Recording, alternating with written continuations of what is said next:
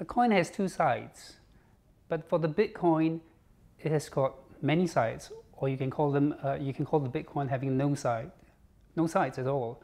And the reason is because the Bitcoin is digital in nature. And for this reason, many people have got different ideas about what the Bitcoin is. For the taxman, it could be property. For the financial regulator, it could be currency. For the consumer, for the merchant, and for the lawyer, it could mean something else. Until we know exactly what the Bitcoin is and its true nature, let's just call it a thing.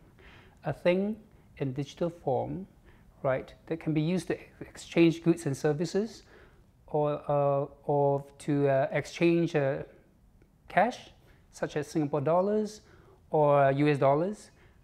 And it's a thing having the nature of a currency or property.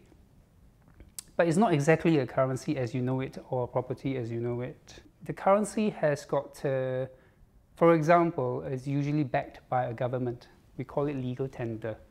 But for the Bitcoin, it doesn't have that characteristic.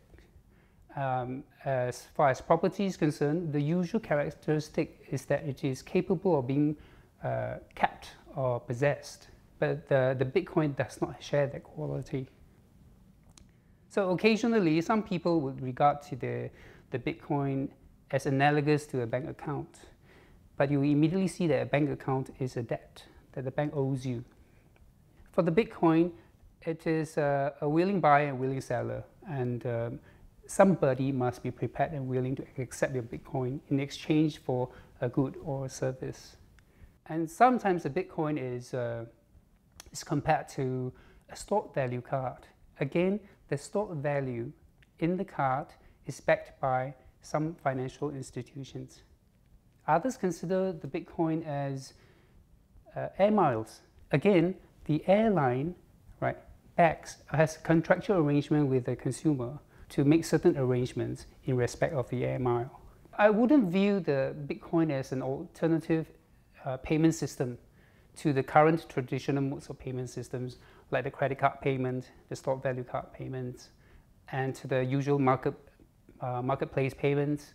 It is more like an additional payment system as of now, right? There is consumer choice.